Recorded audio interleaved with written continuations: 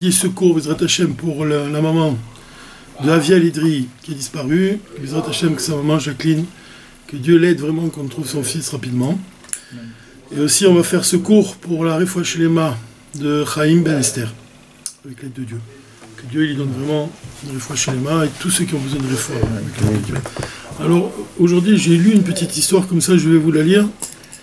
Est-ce qu'elle est liée avec le cours d'aujourd'hui, le Dvar Malchut, donc de la Parasha Vaïgash?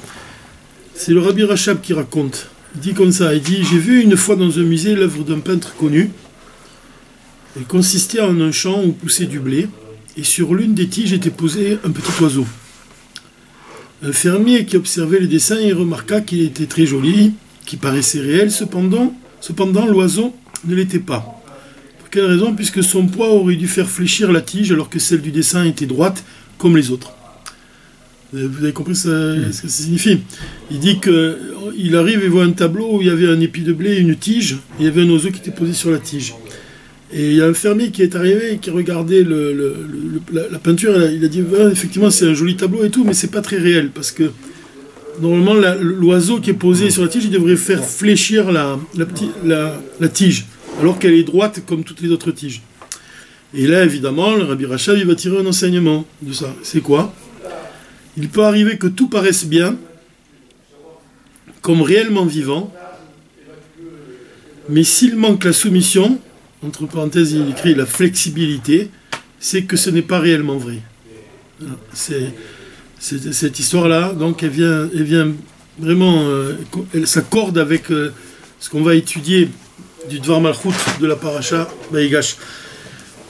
Et pour commencer, on a à peu près 1 heure devant nous, donc je vois à peu près, il est 8h20 jusqu'à 9h20.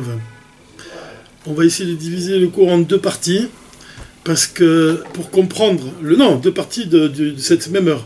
C'est-à-dire pour comprendre le sujet du Dvar Malchut, c'est bien de faire une introduction sur le Torah Or. Le Torah Or de l'Admor HaZaken sur la Parasha Vaïgash. Dans le Torah Or, l'Admor HaZaken il ramène un enseignement qui est fondamental dans la Chassidoute, qui est vraiment important, puisqu'il nous permet de comprendre beaucoup de choses.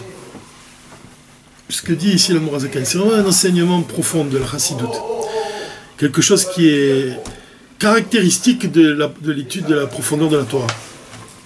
Alors on va l'étudier un peu dans les mots, pour bien comprendre qu'est-ce que l'Admor HaZaken il va nous dire ici.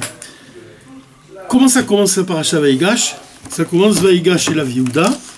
Vayomer bi Adoni yidaber na avdecha davar be'oznei Adoni ve'al icharapcha be'avdecha ki kamocha kefaru. Ça veut dire que Yehuda il s'approcha de Yosef et il lui parla dans un langage vraiment soumis.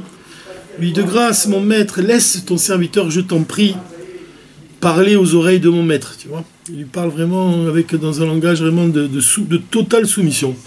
Et ne te mets pas en colère contre ton serviteur, car tu es comme Pharaon. Ça, c'est le premier verset de la paracha. Alors là-dessus, l'Admor HaZaken il va expliquer la profondeur. Qu'est-ce que ça veut dire? Alors, il commence par nous donner une description du Mishkan et du Beth Amikdash. Le Mishkan, vous savez, c'est le temple portatif que l'Éternel il a donné à Moshe l'ordre de construire quand ils ont traversé le désert. Donc c'est un temple portatif. Et l'Admor HaZaken il explique qu'est-ce que ça veut dire la signification du Mishkan. C'est-à-dire qu'en fait dans le désert ça représente l'exil. Et le Mishkan qui traverse le désert avec les Juifs, avec Moshe à leur tête et la colonne de feu au tout début, enfin la présence de Dieu. Ça symbolise l'action de soumettre les clipotes, de soumettre les forces du mal à la Kedusha. Tu vois, ce voyage dans le désert, c'est un voyage pour dominer l'exil, pour le soumettre à la Kedusha. Le Mishkan, il représente le lieu où Dieu s'est révélé à Moshe. C'est l'endroit de la révélation de Dieu qui précède la construction du Beth Amikdash, qui est fixe. Comme ça, le Beth Amikdash, il est fixe à Jérusalem. Mais le Mishkan, il est haraï, comme on dit. Il est provisoire. il signifie les enfants d'Israël dans le désert. Les 42 étapes des enfants d'Israël dans le désert, donc, il est un rail, c'est pas une demeure fixe. Il y a une différence entre les matériaux du Mishkan et les matériaux du Beth Amikdash. Et c'est par ces différences que l'Admor Zaken va commencer. Le Mishkan, il était fait essentiellement de bois, puisqu'il y avait des poutres, comme ça, les poutres du Mishkan, des piliers, et au-dessus des piliers, il y avait des tentures. Les tentures, c'était des peaux de bélier, de chèvre, de tachash. Le tachash, c'est un animal qui est proche du bélier. Et qui recouvraient le Mishkan. Le mirsé, on appelle ça en hébreu, le mot qui est employé, c'est le mirsé, c'est-à-dire le couvercle, le toit du Mishkan. Et tout l'essentiel du Mishkan, du temple portatif, était fait de bois. Et la base du Mishkan, le sol, c'était de la poussière, afar. Par contre, le Beth Amikdash, c'est différent. Le Beth Amikdash, il est essentiellement fait de pierre. Quelle est la différence et qu'est-ce qu'elle exprime, la différence entre les deux? Alors, ce qu'on a dit, c'est écrit ainsi. La différence entre le Mishkan et le Beth Amikdash. Le Mishkan, il était fait de Erez. Le Erez, c'est le cèdre. Le bois de cèdre. Et Shittim. On a vu ce mot déjà. Et Shittim, le bois du cèdre. Shittim, on a vu, c'est aussi lié avec Ruach Shtut, avec l'esprit de folie. Une source jaillira de la maison de Dieu et arrose de l'Arabe la vallée de Shittim. Donc il y a un rapport aussi ici avec l'esprit de folie. De l'autre côté de la sainteté, ça correspond. De l'autre côté de Dieu il a créé une chose et son contraire. On a du côté de l'impureté, c'est le Ruach Shtut, la folie. Et du côté de la sainteté, c'est la folie de la Kedusha. Donc le bois de Shittim, c'était l'élément essentiel du Mishkan. Et ensuite, Yeriot, les peaux de Izim, Veorot, Ilim, et les peaux de bélier, Veorot, Tachashim, et les peaux de Tachashim. Et le Beth Amikdash, il est fait essentiellement de pierre, Avanim Veafar, de terre, de poussière et de pierre, d'Afka. Rak Shaya Klonsaot Shel Erez Betikrat Haolam. Il y avait seulement des piliers dans le Beth Amikdash qui étaient faits de bois, mais qui étaient liés avec le toit, mais c'est tout. Le bois n'était pas vraiment, c'est pas un matériau qui est employé dans le Beth Amikdash. C'est donc employé essentiellement dans le Mishkan.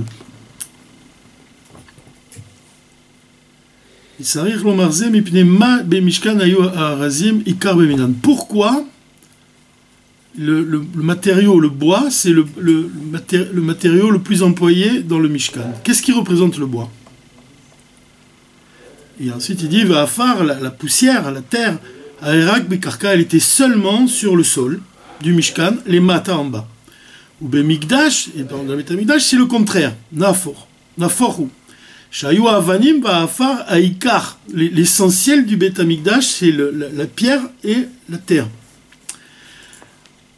Ve'afilu Agag, et même le toit, Ayamian, il était fait de pierre.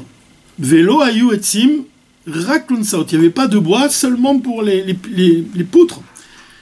Des poutres de cèdre, comme on a dit, qui étaient en fait Tefelim Leikar Abinyan, qui étaient juste tafel à l'essentiel de la construction. Alors le rabbi il commence à expliquer qu'est-ce que ça veut dire. Pourquoi on parle ici des matériaux du Mishkan? On dit qu'essentiellement ils étaient faits de bois, et du Beth Amikdash qui sont essentiellement faits de pierre. Qu'est-ce que ça signifie? Alors, il y a quatre règnes dans le monde. Il y a Domem, l'inanimé, Tzomeach, le végétal, Chai, c'est les animaux, et Medaber, c'est l'homme. Ve'adomem ou les Matam et Bandrega. Et le plus bas, c'est le niveau de Domem, l'inanimé. Il est plus bas que le végétal, et le végétal, il est plus bas que l'animal, et le plus élevé d'entre tous, c'est quoi? C'est l'homme. Un Medaber. Alors, pour quelle raison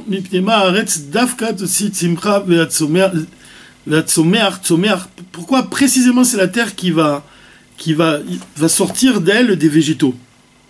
Puisque tu dis que le végétal, il est plus élevé que la terre. Et pourtant, on voit que la terre, elle donne, le végétal, il vient de la terre.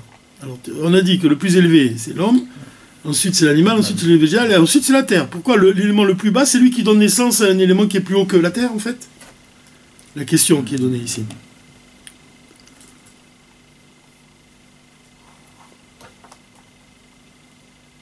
Arignano. Même si le domaine, c'est-à-dire l'inanimé, la terre, les Mahata, c'est le plus bas niveau, il est plus bas que le végétal, il a quelque chose en plus, de par sa racine qui est en haut. Du Prinat Tsomer. Quelque chose en plus que le niveau de Tsomer, de végétal, et le niveau d'animal. Parce qu'on sait qu'il y a une marloquette des Tanaïm dans la Gemara. Un, il a dit que le ciel, il a précédé la terre, comme il est écrit Bereshit bara Elokim et Hashamaim veta haaretz. On voit que dans le verset, Hashamaim il précède la terre. Il écrit d'abord le ciel et ensuite la terre. Donc d'après Beth Hillel, le plus important c'est le ciel parce qu'il précède la terre. Et donc il a précédé même dans la création, puisqu'il est en premier dans le verset. Le Beth Hillel, il pense que Dieu il a créé d'abord le ciel. Et l'école de Beth Shammai pense le contraire, parce qu'il y a un autre verset où on voit que la terre, elle est citée avant le ciel. Comme Shikatouf, Beyom, Asod, Vechule, Eretz, Vashamayim. D'après Beth Shammai, Dieu a créé d'abord la terre, ensuite le ciel. Ve'elou, et en fait, l'Admorazaken, il vient dire qu'il n'y a pas de marloquette entre les deux ont raison. Puisque concrètement, Dieu, il a créé d'abord le ciel, et ensuite la terre, mais en réalité, la terre, elle a précédé le ciel dans la pensée de Dieu. Les loups Marshava Eretz Kadma la Shamaim, dans la pensée de Dieu, la terre, elle a précédé le ciel. Et quand il a créé, mais de manière concrète, il a créé le ciel en premier. Bon, en fait, si on va résumer les choses de manière un peu plus claire, si on peut dire. Il y a une marloquette dans la Gemara. Est-ce que Dieu il a créé d'abord le ciel ou d'abord il a créé la terre? D'après Beth Hillel, il a créé d'abord le ciel, ensuite la terre. D'après Beth Shammai, il a créé d'abord la terre, ensuite le ciel. L'Admorazaken, il vient de dire qu'il n'y a pas de contradiction entre les deux, puisque sauf Maaseh Machshava Trila. C'est-à-dire, dans la pensée de Dieu, la terre, elle a précédé le ciel. Et de manière concrète, tout ce qui vient dans la création en dernier, ça signifie que ça vient en premier dans la pensée de Dieu. C'est toujours comme ça que ça se passe. Vous comprenez cette idée-là? Ce que tu penses, ce que tu penses en premier, ça s'exprime en dernier dans la création, de manière concrète. Donc qu'est-ce qu'il veut dire ici? Il veut dire que d'après le Seder Ishtal Shelut, d'après la création du monde telle qu'elle apparaît à nos yeux, telle qu'elle est dans un ordre bien défini, dans l'ordre de création, Seder Ishtal Shelut, d'abord on part de l'essence de Dieu, ensuite on passe dans le Keter, on a la séphira de Keter, puis les quatre mondes, puis ce monde-là matériel. D'après cet ordre-là, le ciel il apparaît dans l'ordre de la création en premier. Et c'est ce que pense Hillel, que Dieu il a créé d'abord le ciel en premier. Mais en réalité, dans sa marshava, dans la pensée de Dieu, le ciel, il vient après la terre. La terre a précédé le ciel dans la création, dans la pensée de Dieu. Le ciel, il vient donc juste après. Ce qui est le plus important dans la création, qu'est-ce que Dieu il a désiré en premier? Pourquoi il a créé toute la création? C'est pour la terre. C'est l'objet premier de son désir, c'est la terre. Il y a qui sauf Maaseh le Marshavatrila. Quand on est dans la prière du Shabbat. Les Chadou dit sauf Maaseh le Marshavatrila. On dit ça dans la prière du Shabbat. Sauf Maaseh le Marshavatrila. C'est-à-dire que la fin de l'action, elle est dans la pensée en premier. Qui a Haaretz les filles chez sauf Maaseh. Comme la terre elle est apparue en deuxième, d'abord il a créé le ciel et ensuite est venue la terre. Comme elle est apparue en deuxième après le ciel, ça signifie que sa racine chez Shorsha ben Marshava, Ibeprinat Trilat Marshava, elle est apparue au début dans la pensée de Dieu. Aval Hashamaim Shem Trilat Maaseh, mais le ciel, que c'est lui, c'est le début de l'action de Dieu, c'est celui qui apparaît en premier. Em Acharonim ben Marshava. Ils viennent en deuxième dans la pensée de Dieu, ils viennent après la terre.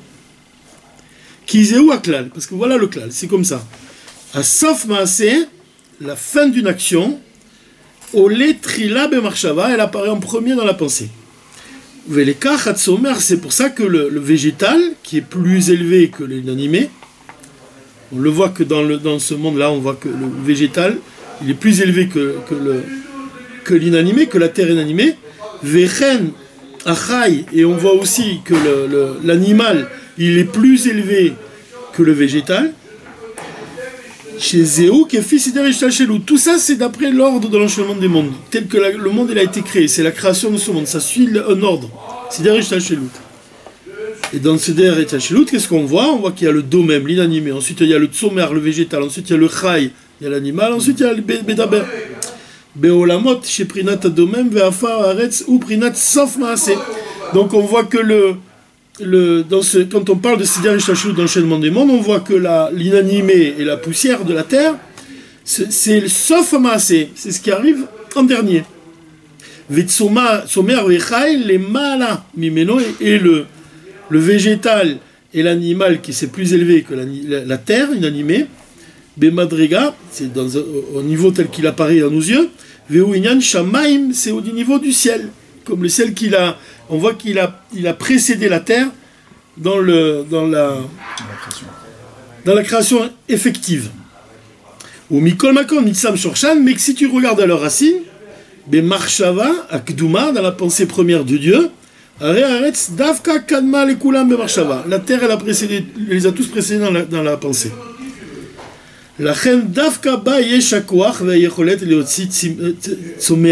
C'est pour ça qu'elle possède la force, la capacité de produire des fruits à l'infini. Ça, c'est une idée qui est exceptionnelle. Mitzat Shorsha Anale. Parce que sa racine, elle est supérieure. C'est pour ça que l'homme, le tsomeach, le végétal et l'animal, ils reçoivent d'elle. Qu'est-ce qu'il dit ici? Il dit que la terre, elle a précédé, dans la pensée de Dieu, le tsomeach, le végétal et l'animal. L'homme, c'est le plus élevé dans la création, même dans la pensée de Dieu, évidemment. Le monde, il a été créé pour l'homme. Mais pour les trois éléments qui restent, on voit que la terre, elle a précédé les deux autres dans la pensée de Dieu. Et c'est pour ça que elle a été créée en dernier. Tout ce, comme on a dit, tout ce qui est créé, qui apparaît en dernier sur la terre, en fait, il vient au début dans la pensée de Dieu. Il précède tout le reste dans la pensée de Dieu. Je vais vous donner un exemple pour mieux comprendre. Mais l'idée ici qui est donnée, c'est que c'est parce qu'elle a précédé tous les autres éléments dans la pensée de Dieu que elle-même, elle possède la force de leur donner la vitalité, de les faire vivre, parce qu'elle est très proche du divin, en fait. Tu vois, ça, on pourrait appliquer cet exemple à l'homme. Plus tu es battel à Dieu, plus tu es soumis à Dieu, plus tu es proche de lui, plus tu peux donner des fruits, plus tu peux accomplir des mitzvot. La même chose, la terre, elle a précédé le végétal et l'animal dans la pensée de Dieu, et c'est pour cette raison-là même qu'elle possède la force de faire pousser des fruits et de nourrir des végétaux, donc elle fait pousser des végétaux, et de nourrir même les animaux qui se nourrissent de végétaux. Qu'est-ce qu'on a dit au départ? Que la terre, elle avait quelque chose en plus. C'est ça qu'elle a. C'est qu'elle est apparue dans la pensée de Dieu en premier. Et cette proximité, elle procède de sa grandeur. L'exemple qu'on peut donner pour parler de ça, pour dire que qu'est-ce que ça veut dire que sauf Maaseh marche en Trila, c'est par exemple quand un architecte il va penser à construire un immeuble. Donc il réfléchit à l'immeuble lui-même, puis il va concevoir un plan, puis il va commencer à dessiner un plan, et après on va construire son immeuble à partir du plan, et sauf Maaseh, mais quand on regarde l'immeuble, on se dit quoi? On se dit, ça représente sauf Maaseh, à la fin de l'acte, qu'est-ce qui est apparu? À la fin de l'action, qu'est-ce qui est apparu? Il est apparu cet immeuble-là, mais au départ, il était dans sa pensée. C'est-à-dire que l'image qu'on a à la fin, c'était ce qu'il y avait dans sa pensée au début. Oui. Voilà. Donc nous, l'image finie, oui, c'est l'image de départ dans la tête de l'architecte. Voilà. Sauf Maaseh. Alors que quand tu vois l'immeuble, il s'est construit, au départ, imagine quand ils ont commencé à faire un trou dans le sol. Tu vois, par exemple, tu vas avoir un trou dans le sol. Le trou dans le sol, il apparaît en premier. D'abord, avant de construire l'immeuble, on commence à construire les fondations. Alors tu regardes le trou, il apparaît avant l'immeuble. Ensuite, tu commences à construire l'immeuble, il commence à grandir. Puis, sauf Maasé, l'immeuble en lui-même, il était au départ dans sa pensée. Et pourtant, il est apparu en dernier. Alors que, qu'est-ce qui est apparu en premier? Le trou. Mais le trou, c'est vrai qu'il a précédé l'immeuble dans la création, mais c'était pas le plus important dans l'esprit de l'architecte. C'est le produit final qui est important pour l'architecte. De la même façon, Dieu il a créé l'homme, il est apparu en dernier, dans le 6e jour. Et après que tout a été créé, ça prouve bien que, sauf Maasé, la fin de l'action de Dieu, c'était la création de l'homme, il était au départ dans la pensée de Dieu. Donc il a créé au départ, dans sa pensée, il a apparu en premier, et il a créé tout ce monde pour lui, et lui il arrive en dernier, dans l'ordre de la création, mais il était en premier dans la pensée. Alors, qu'est-ce qu'on voit ici? Qu'est-ce qu'on a dit? On a dit qu'au départ, dans l'ordre de Seder Ishtashlut, dans la création du monde, qu'est-ce que tu vois? Tu vois que qu'est-ce qui est le plus bas? C'est le domem, l'inanimé. C'est l'inanimé, le plus bas. C'est la terre. Minéral, l'inanimé, la terre même, la terre inanimée, que tout le monde piétine. Qu'est-ce qui vient au-dessus? Le végétal, tout ça. Les végétaux, les arbres, les fleurs. Qu'est-ce qui vient encore au-dessus, qui est plus élevé? L'animal. Et qu'est-ce qui vient encore au-dessus? L'homme. Ça, c'est d'après le Seder Ishtashlut. Seder Ishtashlut, c'est l'enchaînement des mondes. Qu'est-ce qu'on doit comprendre par Seder Ishtashlut? Ici, tu dois comprendre dans ce que tu vois dans la création, telle qu'elle est créée, telle qu'elle suit un ordre. Dieu, le monde, il est soumis à l'enchaînement des mondes. Il est soumis à ce processus créatif. C'est toujours le même. C'est seulement dans les temps futurs qu'il y aura un changement dans le Seder Ishtashlut. Mais pour le moment,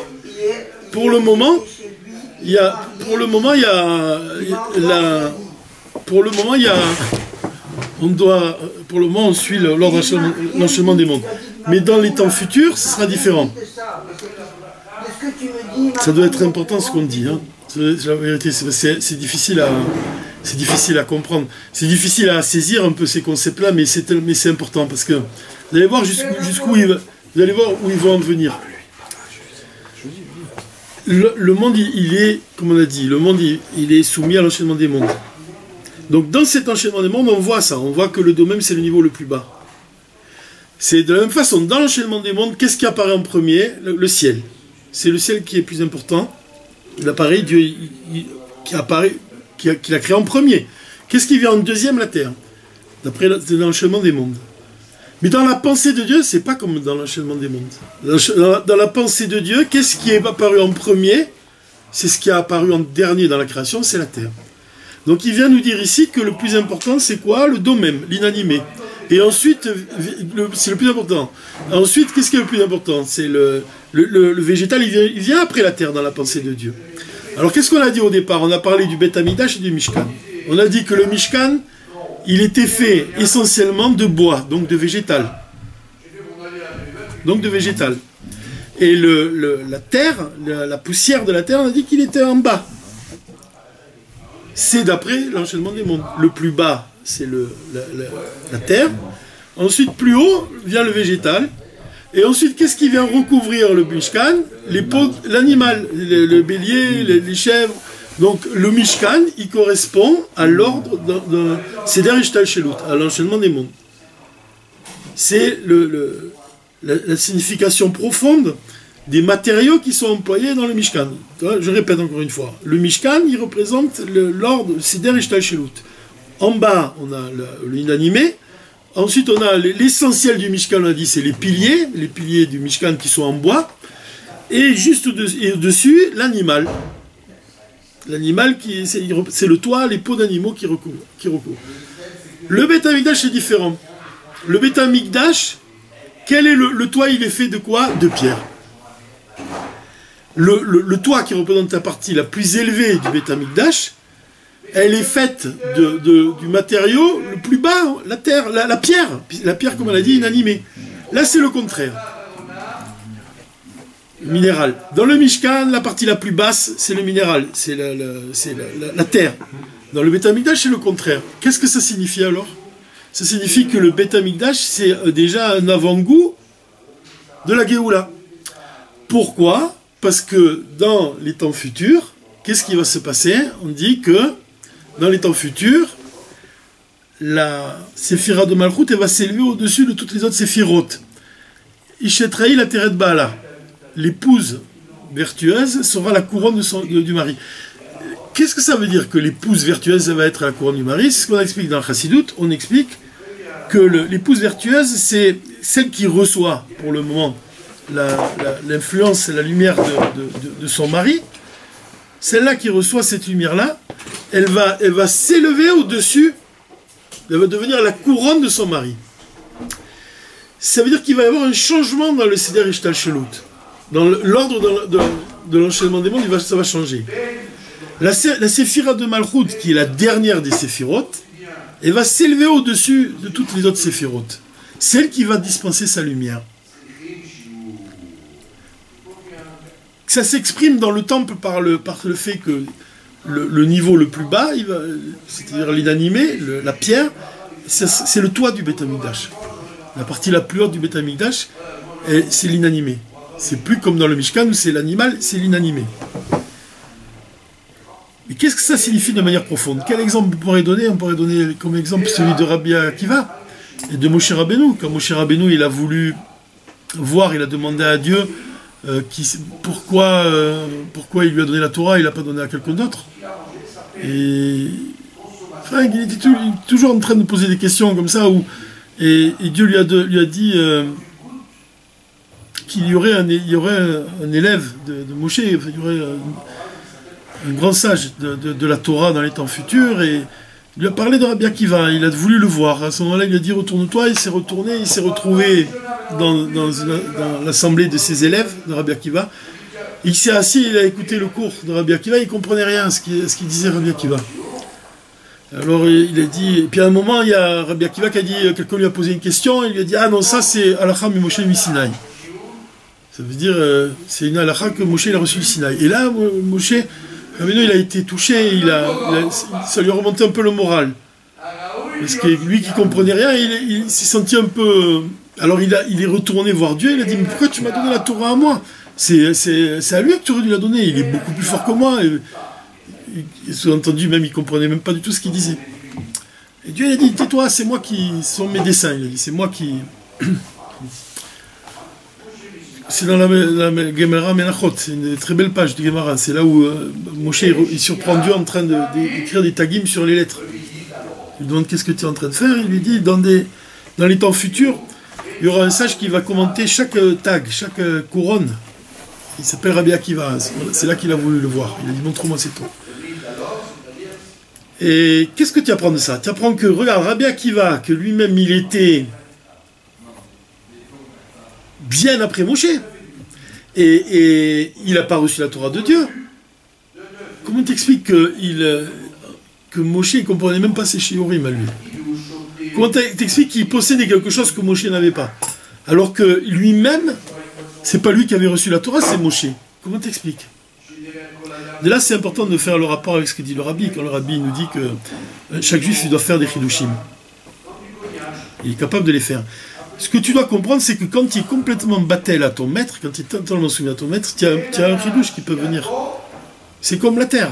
La terre, elle est battel, elle est tellement battel, tellement tu la piétines et dis rien, elle représente la soumission la plus totale.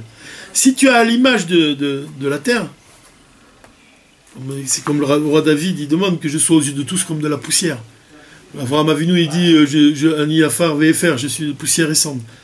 Tous les grands tzadikim, ils ont ce bitou-là. Ils veulent être vraiment humbles. Ils sont tous chargés, empreints d'humilité. Et quand tu parviens à avoir cette humilité, à l'image de Rabbi Akiva même, alors tu es capable ensuite de faire naître un chidouche, de surprendre ton maître, de dire quelque chose que ton maître il n'a pas pensé. Pourtant, Dieu lui a donné toute la Torah. Mais la force d'être battel à son maître, c'est que tu possèdes aussi une chose, une particularité, une yechida. Yechida, la force de l'âme, yechida. Ça désigne quoi? L'unicité d'un être. Cette unicité-là, elle te permet... ce qu'il dit là, il dit que tu dois apprendre de chaque homme il possède une chose que toi-même tu ne possèdes pas. chaque homme il possède une chose que toi-même tu ne possèdes pas. Donc tu vois bien que même l'élève il possède une chose que le maître il ne possède pas. Tout, même le contraire, tu vois, que le maître il possède une chose que l'élève ne possède pas. Mais là, en l'occurrence, Moshe Rabbeinu il a été surpris par Rabbi Akiva. Et ça te montre que ça te montre dans l'enseignement des mondes, c'est le sujet de Malchut. Malchut, ça représente Rabbi Akiva. Et Malchut, elle est totalement soumise à toutes les autres séphirotes. Les autres séphirotes, tu peux dire que la séphira de Chochma, c'est Moshe Rabbeinu. Donc elle est totalement soumise. Donc c'est selon le Seder Ishtal Shelut. Donc selon même le Mishkan, tu vois que le Malchut, c'est l'endroit le plus bas. Ça représente le sol du Mishkan. L'endroit qu'on piétine. Tu es dans le Mishkan, et la partie la plus basse du Mishkan, c'est le sol, c'est le Hafar. Donc Rabbi Akiva ici, que tu es complètement battel, c'est, comme on l'a dit, c'est la terre. Même tu pourrais dire même plus encore, c'est le corps. Le corps, il reçoit sa vitalité de l'âme. Donc le corps, il est plus bas que l'âme. Ça, c'est selon le Seder Ishtal Shelut, selon l'ordre de l'enchaînement des mondes. Mais dans les temps futurs, la séphira de Malchut, elle va devenir la couronne de son mari. Elle va s'élever au-dessus de toutes les autres séphirotes. C'est elle qui va donner sa lumière. Ça, tu peux l'expliquer par le fait que Moshe Rabbeinu, il reçoit l'enseignement de Rabbi Akiva. Tu vois, Rabbi Akiva, il s'est élevé au-dessus de Moshe. Comme on a dit, par le fait d'être battel, d'être totalement soumis, ensuite tu t'élèves au-dessus de ton maître. Donc, et c'est ce qu'on dit aussi que dans les temps futurs, l'âme, Moshe Rabbeinu, sera nourrie par le corps. Par Rabbi Akiva. Comme Eshet Raïl, Ateret Baala. Tout le sujet d'une femme vertueuse, c'est la couronne de son mari, c'est ce sujet-là. C'est le sujet que tout ce qui est pour le moment un Keli, un réceptacle, ça va dispenser de la lumière dans le monde du Mashiach, au moment de la Géoula. Et ce principe-là, il s'exprime aussi avec Yosef et Yehuda.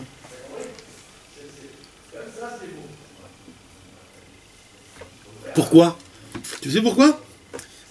Quand on commence la Torah, regarde comme c'est fort. C'est le Morazaken. Hein? Vaïgash et la Yehuda. Yehuda, il s'approche de Yosef et il lui dit: Bien, Tony, s'il te plaît, mon maître. Il dit: de grâce, mon maître. Yeda Bernab, laisse ton serviteur, je t'en prie, parler aux oreilles de mon maître. Qui c'est qui domine ici? C'est Yehuda qui parle à Yosef. Qui c'est qui domine ici?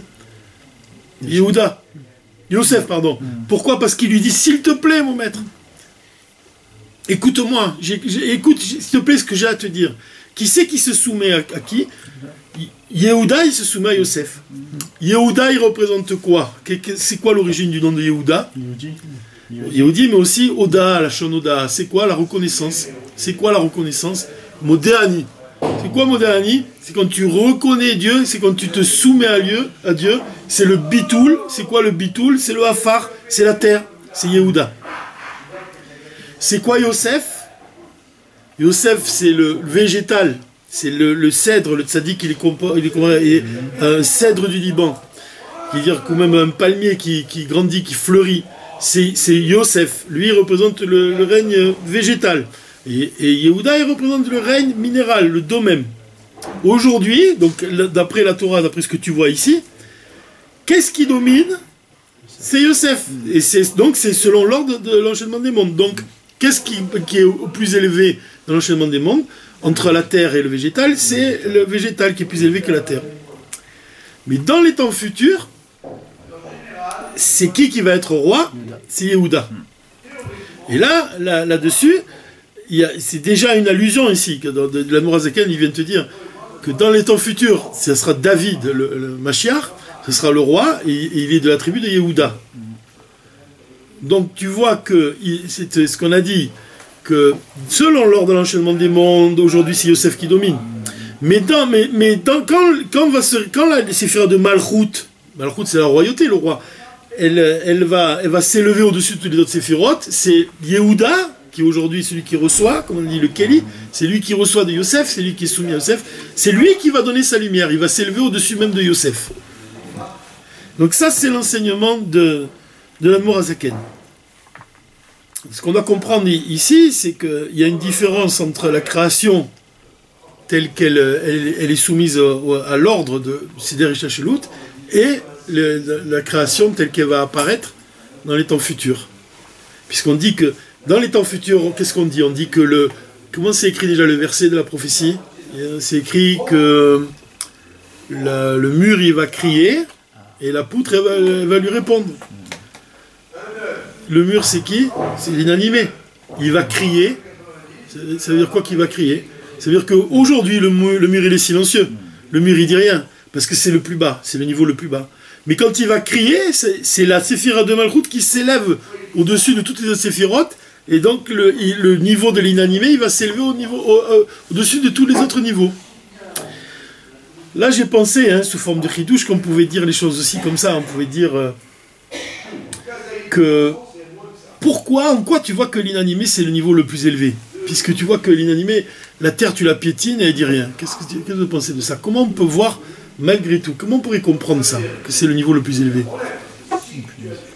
L'humilité. C'est-à-dire L'humilité. l'humilité, le fait que ce silence, l'humilité, c'est quelque chose de très élevé. C'est ça que tu veux dire? C'est vrai.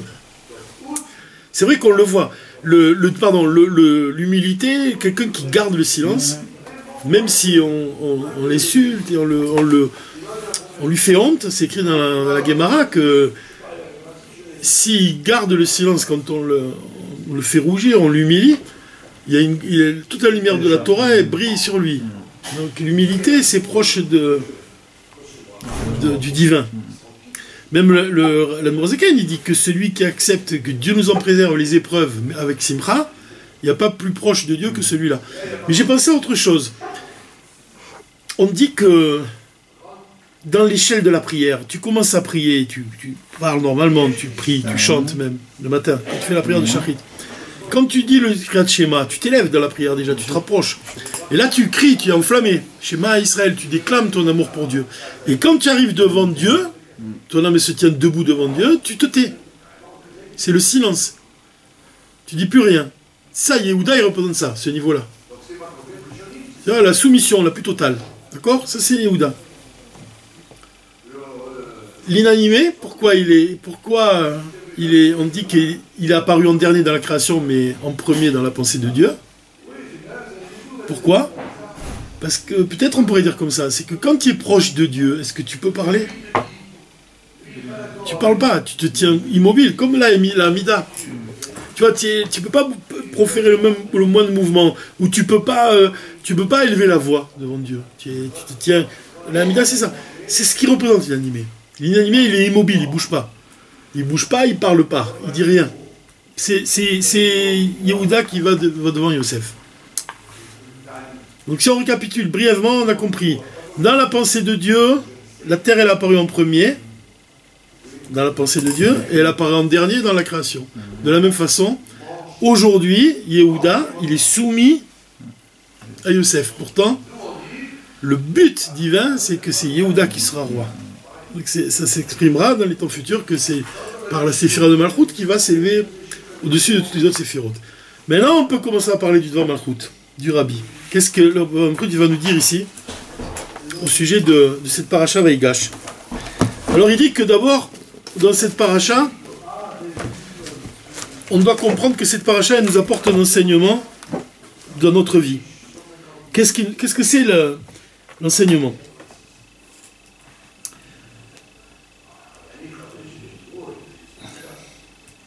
Comment se comporter aujourd'hui par rapport à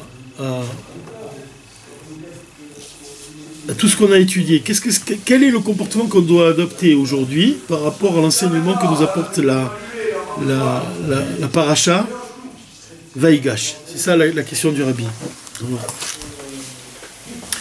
Le Rabbi, c'est marrant parce qu'il a connaissance bien sûr du Torah, il a connaissance que Yehuda, il sait que Yehuda, quand il vient comme presque se prosterne devant Yosef, il se soumet totalement à lui. Seulement le Rabbi, il va prendre les choses un peu de notre regard, avec un autre regard.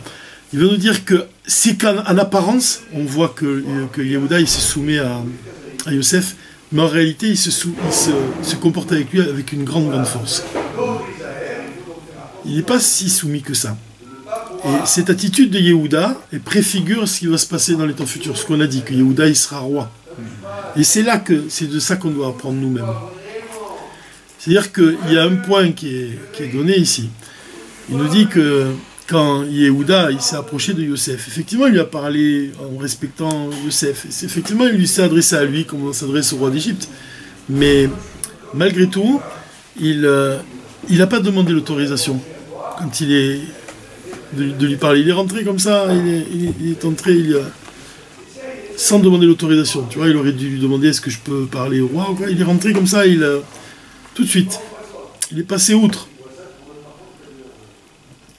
C'est comme on dit, il n'a pas agi dans un état de conformisme. C'est le mot qu'on n'a pas. Il n'a pas été conformiste. Il a été au-delà de... Il n'a pas respecté les usages. Voilà, il n'a pas respecté les usages, il n'a pas respecté les codes, tu vois, il n'a pas respecté le règlement, le protocole, voilà. Il est allé au-delà. C'est important parce que c'est justement ce que le rabbi il va en venir à ça.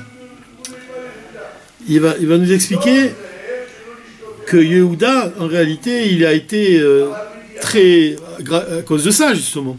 Il s'est montré très supérieur. Il avait une force incroyable, une puissance incroyable, Yehuda.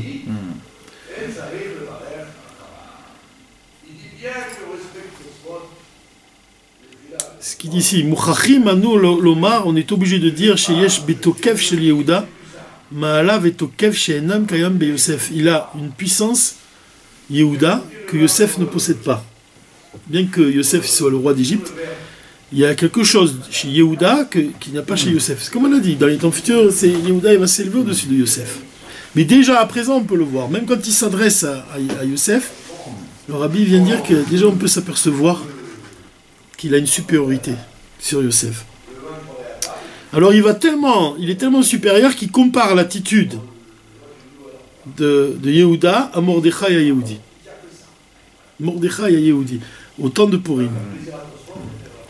Alors, l'exemple qu'il va donner, le rabbi, il explique que chez Achashverosh à sa mishté, quand Achashverosh il a fait un mishté, pourquoi Mordechai ne se prosternait pas devant le roi. Déjà, le roi, ici, on voit ici aussi, le roi d'Égypte, c'est Yosef, et Mordechai, il ne demande pas l'autorisation de lui parler. Quelque part, il ne se prosterne pas devant le roi. Tant que ça, tu vois. Alors, quand Achashverosh il a fait un mishté, un festin, où ça va, il a ordonné la Asot Keratson Ish ve Ish. Il a ordonné de faire selon la volonté de cet homme-là et de cet homme-là. Qui est cet homme-là? C'est Mordechai, et qui est cet autre homme? C'est Aman. Donc deux opposés. Achashverosh, il a demandé à faire le mishté en suivant la volonté de deux hommes qui s'opposent l'un avec l'autre. Est-ce que c'est possible de faire ça? La Gemara, elle va expliquer, elle va dire comment c'est possible que Achashverosh, il a commandé ça. Il s'est trompé, il a fait une erreur. Parce que c'est pas possible de faire la volonté selon deux hommes qui s'opposent l'un et l'autre. Donc la première explication de la Gemara, c'est de dire, est-ce qu'une femme elle peut épouser deux hommes? Non. Ou elle épouse cet homme-là, ou elle épouse cet homme-là, mais elle ne peut pas épouser les deux. Donc ils sont obligés de dire qu'Achashverosh il s'est trompé, il a fait une taout, il s'est trompé, il a fait une erreur. On ne peut pas faire la volonté pour réaliser son mishté, faire la volonté d'Aman en même temps que celle de Mordechai. Tu es obligé de dire qu'il s'est trompé. C'est la première explication de la Gemara. La deuxième explication de la Gemara, elle est beaucoup plus profonde. Et regardez comment il explique le rabbi. Il dit à Pirouche Hachini Omer chez Omnam Keyom, aujourd'hui, on ne peut pas assouvir le désir de deux personnes qui s'opposent. On peut pas. C'est pas possible. Ou tu fais selon la volonté de l'un, ou tu fais selon la volonté de l'autre. Mais ça, c'est la réalité telle qu'elle est aujourd'hui. Aval Begeoula, mais au moment de la délivrance, Akadosh Baruch Hu, il pourra réaliser même des volontés qui s'opposent. Donc, vous rappelez-vous, qu'est-ce qu'il a demandé? Achashverosh a dit de faire la volonté de cet homme et de cet homme. Ce qu'on doit comprendre ici, c'est que Achashverosh, il a ordonné de faire une chose, d'obéir à la volonté de deux hommes qui s'opposent. Donc de réaliser quelque chose, d'unir deux opposés. Une même chose et son contraire. Voilà, d'unir une chose et son contraire. Ça, le premier avis de la Gemara, c'est que c'est impossible. Mais la Gemara, elle va plus loin. Elle dit non, c'est possible. Mais c'est dans les temps futurs. C'est une allusion à la Géoula. Dans la Géoula, et on avait étudié ça, rappelez-vous, quand on a dit, le Rambam, il a dit qu'est-ce que c'est les mitzvot qui ne seront jamais annulés dans les temps futurs. Et on a dit que pour le moment, la halacha, elle est comme Beth Hillel. Au moment de Mashiach, elle sera comme Beth Shammai. Et au moment de la résurrection des morts, elle sera comme les deux. C'est-à-dire que pourquoi elle sera comme les deux, c'est quelque chose qu'on ne peut pas comprendre aujourd'hui. C'est exactement ce qui est dit ici. Pourquoi elle sera comme les deux? Parce que quand l'essence divine elle se révèle, tout vient de la Torah. Les 70 facettes de la Torah, elles viennent de l'essence de Dieu. Tout vient de la Torah. Tout vient de Dieu, pardon. Tout vient de son essence, tout vient de lui. Donc même les opposés, ils viennent de lui. Maintenant, si tu révèles l'essence divine, nous, on ne peut pas le comprendre aujourd'hui dans le Seder Ishtachilut, mais dans la délivrance, on verra que deux choses qui s'opposent, elles peuvent être réalisées en même temps. Parce que c'est la révélation de l'essence divine. C'est exactement... Parce que même, Achashverosh, qu'est-ce qu'il représente il symbolise qui? Il symbolise Dieu. Achashverosh. C'est ça, dans le Chassidut, quand on parle d'Achashverosh, il vient symboliser, c'est un exemple pour parler de Dieu. Et quand Achashverosh il dit qu'il va faire la volonté de cet homme-là et de cet homme-là, bien que ces deux hommes-là ils s'opposent, c'est possible, pas aujourd'hui, mais à la Géoula, quand l'essence sera révélée, à ce moment-là, c'est possible d'unir deux opposés. Donc ça, c'est la réponse de la Gemara. Donc on doit comprendre que la volonté d'Achashverosh, c'est d'exprimer, de réaliser la volonté de deux hommes qui sont opposés l'un avec l'autre. Alors l'explication, elle est simple. Comme on a dit, selon la nature, ou Minag Haolam, et le monde tel qu'il se comporte, le divin qui est lié avec ce monde, c'est pas possible d'assouvir des désirs contraires, d'obéir à deux volontés contraires. Mais pendant la Géoula, Shazid Galit Dargat Elokit, chez les Malam Yaolam, comme le niveau du divin, il va être au-delà de ce monde, Akadosh Baruch Hu Be'atzmo, Dieu lui-même va se révéler. Ou Yechol Evatzi, alors il peut répondre à deux volontés qui s'opposent. Et la Gemara Mechadeshet, c'est ça, le chidouche de la Gemara, et c'est ça qui est important. Regardez, c'est cette phrase qui est importante. Chez Gam Mizman Azeh, même à notre époque, Mizman Achashverosh, Yachol Yehudi, un juif, il peut allier des Kesher Chazak im Hashem, par le fait qu'un juif, il est lié d'un lien fort avec Dieu. Il peut faire comme la volonté de l'un et la volonté de l'autre, comme ça sera pendant la Géoula. Il va expliquer comment. Ça veut dire que, comment on explique ça? Il te dit que la volonté d'Aman, c'est quoi? La volonté d'Aman, c'est de faire la Avodat Zara. La volonté de Mordechai, c'est de faire quoi? C'est de faire Avodat Hashem. Mais qu'est-ce que c'est l'argument de Haman? Il te dit, tu vois bien que Dieu, il a créé le monde avec ses limites. Il a créé un monde avec des règles, avec des codes. Il a créé même un monde, c'est la volonté de Dieu, l'exil, la galoute. C'est Dieu qui a voulu l'exil.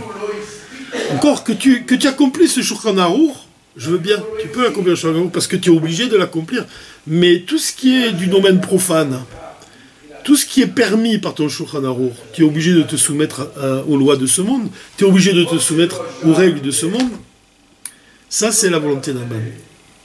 Et la volonté de Mordechai, c'est de dire non seulement je me soumets aux lois du Shulchan Aruch, mais en plus, je vais agir comme ça sera pendant la Géoula. C'est-à-dire, comme on a dit que pendant la Géoula, si je suis tellement attaché à Dieu que je peux révéler l'essence de Dieu, et si je révèle l'essence de Dieu, aujourd'hui même, alors même dans le monde profane, je vais me sanctifier. Je vais me servir de ce monde profane même pour servir Dieu. Même le monde profane, il sert à ma cause.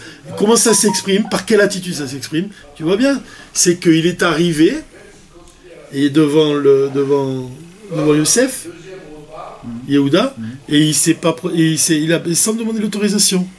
Tu vois, c'est cette attitude-là. Il y a une histoire qui ressemble à ça. Le Rabbi Rayatz, il avait été envoyé par son père parce qu'il voulait faire annuler un décret. Et ce décret-là, il y a seulement le roi, le tsar, qui pouvait signer. Et il était c'était dans un palais, dans un bureau où il y avait le tampon. Il fallait le tampon du tsar pour annuler un décret très grave contre les Juifs. Et lui, il a fait le voyage jusqu'à, je crois que c'était à Pétersbourg. Et il a attendu longtemps.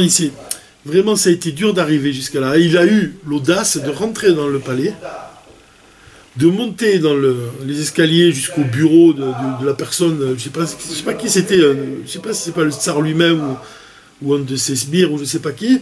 Et il est rentré, il a pris lui-même le tampon, il a tamponné sur pour annuler le décret, il a annulé et il est parti. Tu vois, c'est exactement cette attitude-là, l'attitude de Mordechai. Mordechai qui se prosterne pas, mais là l'idée c'est de ne pas se prosterner même devant les limites de ce monde. Même devant l'exil, tu ne te prosternes pas. C'est cette audace-là qu'on doit rechercher. Et ça s'accorde avec tout ce qu'on a vu. Parce qu'on a dit que pour le moment, comment tu parviens à ça?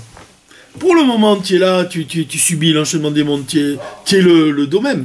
Tu es rien du tout, tu es là, tu es inanimé.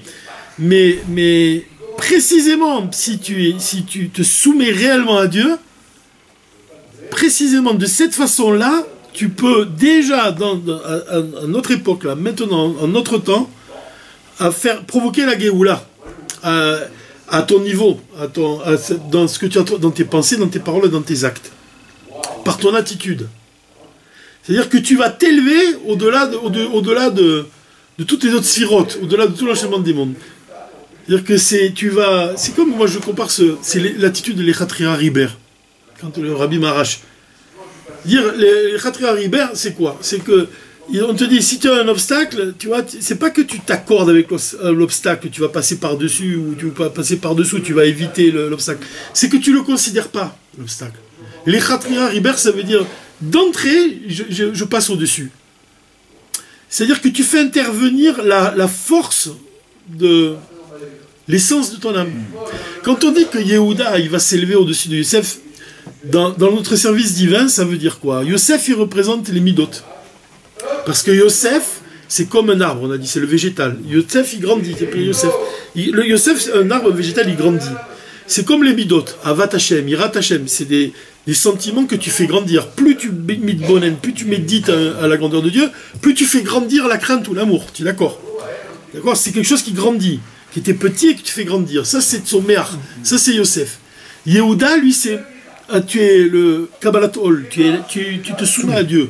Tu te soumets à Dieu, tu es battel, comme tu as dit, l'humilité. Tu sais qu'on dit par exemple on en avait parlé à Shabbat, mais il y avait 4 hommes qui étaient destinés à écrire le Shulchan Aruch. Il y avait Rabbi Yosef Karo, pourquoi elle a aussi. Mais qui c'est qui a été choisi? Tu sais pourquoi elle a été choisie? On dit, pourquoi c'est Rabbi Yosef Karo qui a été choisi parmi les 4? C'est parce que c'était le plus humble. Donc ça c'est Kabbalatol, c'est Lachon Oda, Modéani, c'est Yehuda. Ça correspond à un service divin qui est basé sur le bitou le plus total, la soumission la plus totale. Comme la Morariat, il explique, il te dit le fait de méditer à la grandeur de Dieu, et de méditer, pas seulement ça. Comme il dit le Rabbi, j'ai conscience de ma petitesse, de la possibilité que j'ai de m'élever. Mais ce sentiment-là de Kabbalat Ol, c'est le dos même, l'inanimé, on a dit. Dans les temps futurs, c'est ça qui va s'élever au-dessus du travail des midot. On l'avait vu même, on a dit qu'aujourd'hui, on travaille beaucoup les midot, et Chabad, ça nous sert à faire naître les midot. Et l'essentiel, c'est les midot, aujourd'hui, dans notre service divin. L'essentiel, c'est l'amour de Dieu, la crainte de Dieu. Mais dans les temps futurs, ce qui apparaîtra en premier, c'est la soumission à Dieu, le bitoul, le plus total.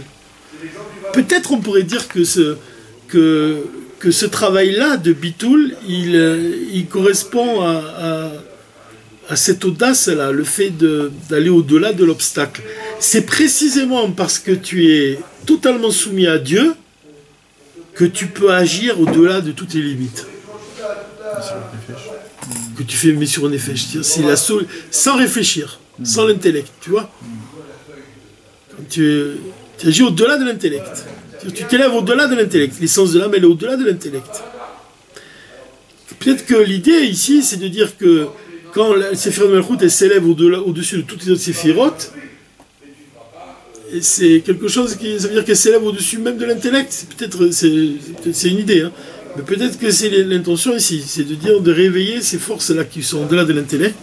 C'est Yehuda, c'est le travail de Yehuda, c'est par la soumission que tu y parviens. Parce que tu vois bien quand même qu'il y a une relation entre la terre. Tu vois, la terre, c'est parce qu'elle est soumise à Dieu, parce qu'elle a précédé tous les autres toutes les autres choses dans la pensée de Dieu. Et elle est tellement proche de Dieu, et tu vois, en quoi tu vois qu'elle est proche de Dieu? C'est que la force infinie de Dieu, elle est en elle. Il n'y a que la terre qui possède la force de faire pousser des végétaux, des arbres, et qui la met au-dessus de tous les autres règnes, l'animal et le végétal. C'est parce qu'elle est très proche de Dieu. C'est cette idée-là que le rabbi donne. Il dit parce qu'elle est très proche de Dieu, justement, et le fait qu'elle soit très proche de Dieu, puisqu'elle a précédé tout le reste dans la pensée de Dieu, et le fait qu'elle a la force infinie de Dieu, c'est lié. C'est proximité avec Dieu. Tu vois?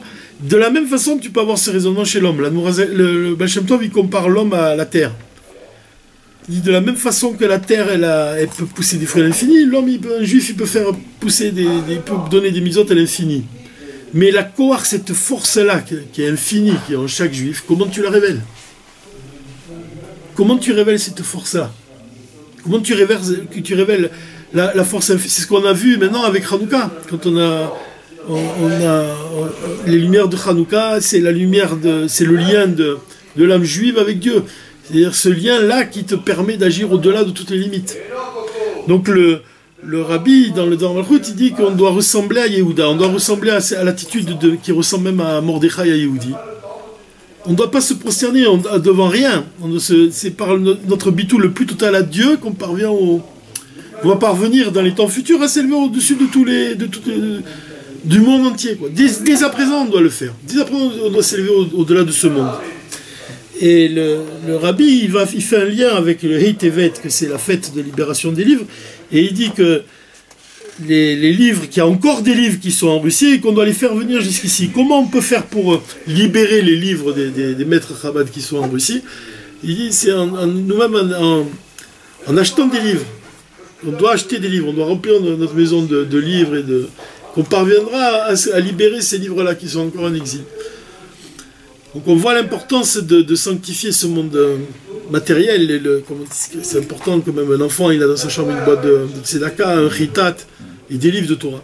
De la même façon, pour nous-mêmes, c'est important d'avoir des livres de Torah, d'acheter, il dit, d'acheter des livres de Torah, de remplir notre maison de livres de Torah. Et d'être... tout le sujet ici, c'est puisqu'on dit que l'essence de l'âme, elle réunit les opposés, c'est par le fait de dévoiler le plus haut niveau de l'âme, comme il dit, si tu dévoiles l'essence, tu vas révéler un lien avec Dieu tellement fort que tu vas pouvoir agir comme Yehuda. C'est-à-dire que tu n'es pas apeuré, tu n'es pas sensible à la supériorité de ce monde. Tu vois, tout ce qui apparaît comme des lois, et le rabbi il insiste, c'est dans le Dvar Malchut pour dire que tu vois bien qu'avant encore, à l'époque, on était très... On ne pouvait pas faire notre judaïsme de manière libre, vraiment. Mais aujourd'hui, même les goïms, ils t'aident. C'est même plus qu'ils s'opposent même plus, c'est que même ils t'aident à pratiquer ton judaïsme. Donc c'est un peu, c'est cette attitude-là, tu vois, l'attitude de Yehuda de ne pas être impressionné par même les lois des goïms, tout en les respectant. Mais connais-le dans toutes ses voies, ça veut dire que tu ne dois certainement pas être impressionné par tout ce qui semble établi, par les règles et les codes. Tu vois, c'est cette attitude-là qu'on doit avoir.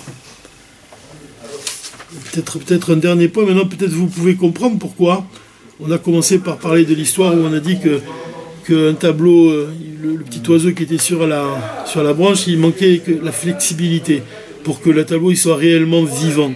C'est-à-dire que quand il dit comment avoir une vie réellement, être vivant réellement, c'est être battel à Dieu, il dit. Si tu n'es pas battel à Dieu, si tu n'agis pas avec un esprit de soumission, tu n'es pas réellement vivant. C'est ça qu'il veut dire ici. Il y a peut-être la dernière image qu'il a donnée, il dit que dans les temps futurs, quand David sera roi, il parle de la Haftara. Dans la Haftara, vous savez de quoi il est question?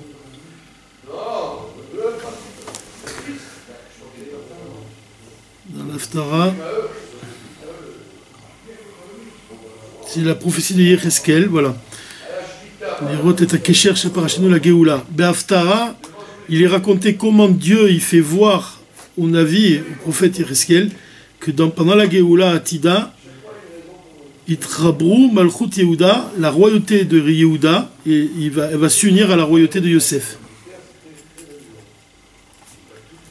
L'Imamlecha Echad, en une seule royauté, où Malka, mais le roi sera David Ameler, Mishevet Yehuda. Et c'est pas dans cette idée-là que Dieu il a ordonné à Yereskel de prendre 2 bouts de bois, d'écrire sur chacun Yehuda et sur l'autre Yosef, et de les unir ensemble, pour montrer que ainsi ce sera pendant la Géoula. Voilà, on peut finir cette image.